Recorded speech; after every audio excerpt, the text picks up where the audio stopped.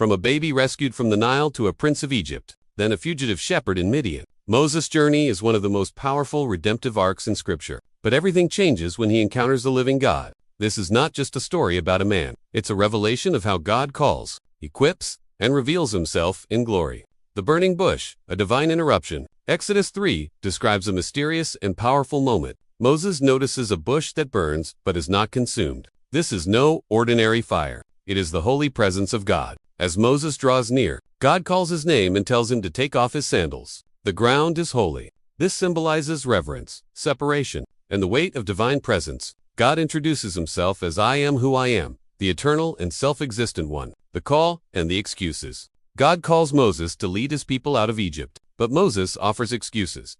Who am I? What if they don't believe me? I am not eloquent. Like many of us, Moses feels unworthy, ill-equipped, and afraid. But God assures him that he will be with him. It's not about Moses' ability. It's about God's power, miracles, and the staff of God. To prove his power, God gives Moses signs. A staff that turns into a serpent, a hand that turns leprous and heals, and water that turns to blood. These miracles are signs of authority and divine backing. They are not just for Pharaoh, but for Moses too, to strengthen his faith in God's calling. Face to face with glory. Mount Sinai. After the Exodus, Moses meets God again on Mount Sinai. This time, it's even more glorious. Thunder, lightning, a thick cloud, and the voice of God thunder across the mountain. Exodus 19.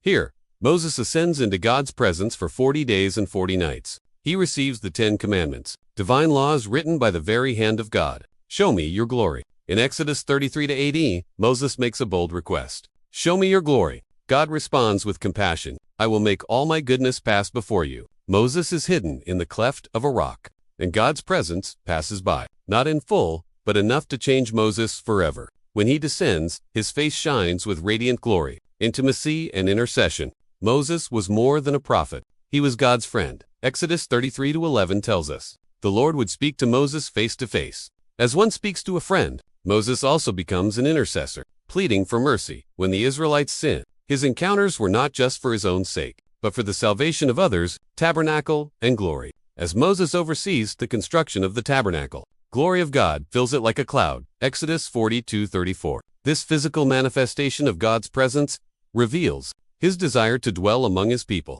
Moses' encounters have now created a place where others can experience God's glory too. Lessons for today's believers. Moses' encounters teach us several things. God meets us in our ordinary places, a bush in the desert. God qualifies the called. Holiness requires reverence. God desires intimacy, not just obedience. The more we seek, the more he reveals. Every believer is invited into deeper fellowship with God, not through works, but through the Spirit. The greater Moses. Moses was a shadow of the greater deliverer to come, Jesus Christ. Like Moses, Jesus delivers his people, intercedes before the Father, and gives us access to God's presence. But unlike Moses, Jesus does not hide us in the cleft of a rock. He becomes the rock. His blood gives us bold access to the throne of grace. Final reflections and prayer. May Moses' story ignite a deeper hunger in you. God still speaks from burning bushes. He still calls us to holy ground.